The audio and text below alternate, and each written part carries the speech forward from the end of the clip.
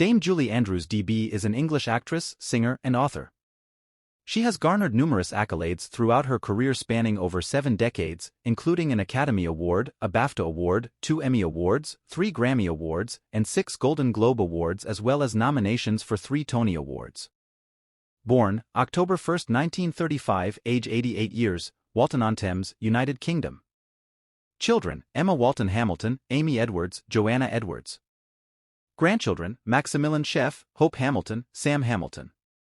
Parents: Edward Charles Wells, Barbara Ward Wells. Siblings: Christopher Stewart, Celia Wells.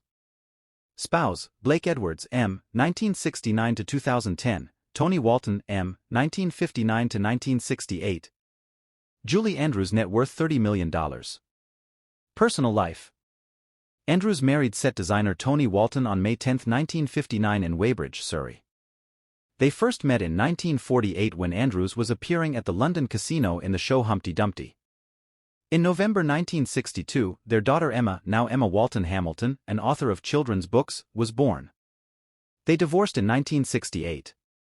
Andrews subsequently married director Blake Edwards, who had been a companion for at least 2 years and had completed directing her part in Darling Lily in November 1969, becoming stepmother to his children, Jennifer and Jeffrey.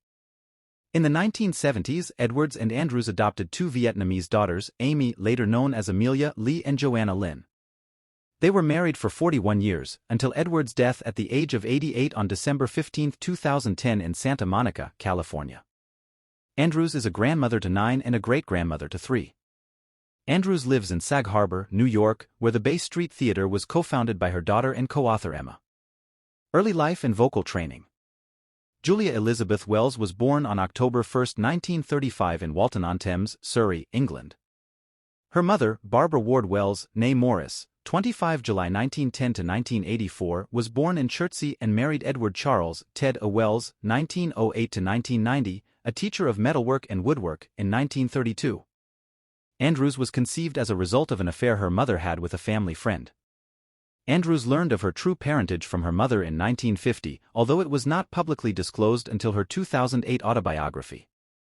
With the outbreak of World War II, her parents went their separate ways and were soon divorced. Each remarried, Barbara to Ted Andrews in 1943 and Ted Wells in 1944 to Winifred Maud Hyde Birkhead, a war widow and former hairstylist at a war work factory that employed them both in Hinchleywood, Surrey. Wells assisted with evacuating children to Surrey during the Blitz, while Andrews's mother joined her husband in entertaining the troops through the Entertainment's National Service Association. Andrews lived briefly with Wells and her brother, John, in Surrey. In 1940, Wells sent her to live with her mother and stepfather, who Wells thought would be better able to provide for his talented daughter's artistic training.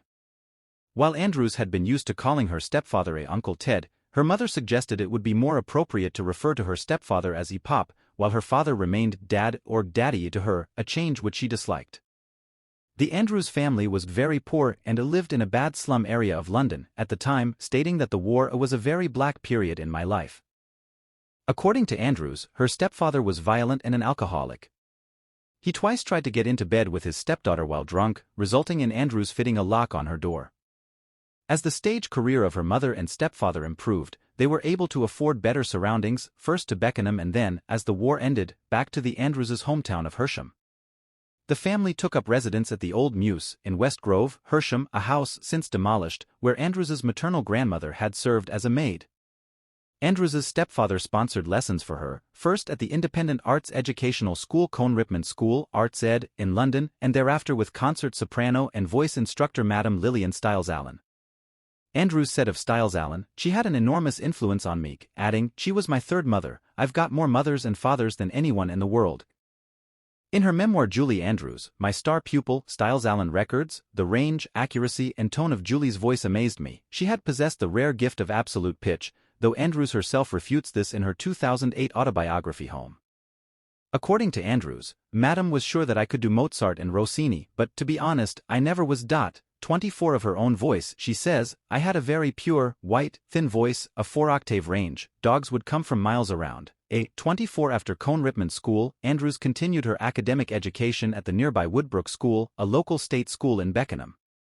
Career 1945 to 1953, early career. Beginning in 1945 and for the next 2 years, Andrews performed spontaneously and unbilled on stage with her parents. Then came the day when I was told I must go to bed in the afternoon because I was going to be allowed to sing with Mummy and Pop in the evening, Andrews explained. During her initial shows, Andrews stood on a beer crate to sing into the microphone, performing a solo or a duet with her stepfather, while her mother played piano. She later stated that it must have been ghastly, but it seemed to go down all right. Fellow child entertainer Petula Clark, 3 years her senior, recalled touring around the UK by train to sing for the troops alongside Andrews. They slept in the luggage racks. Clark later said it was fun and not a lot of kids were having fun. Andrews had her career breakthrough when her stepfather introduced her to managing director Val Parnell, whose Moss Empires controlled prominent performance venues in London.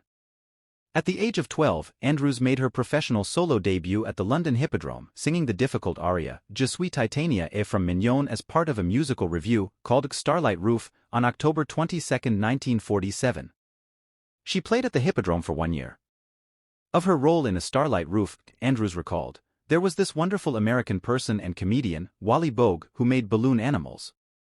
He would say, 'Is there any little girl or boy in the audience who would like one of these?' And I would rush up on stage and say, 'I'd like one, please.' And then he would chat to me and I'd tell him I sang. I was fortunate in that I absolutely stopped the show cold. I mean, the audience went crazy."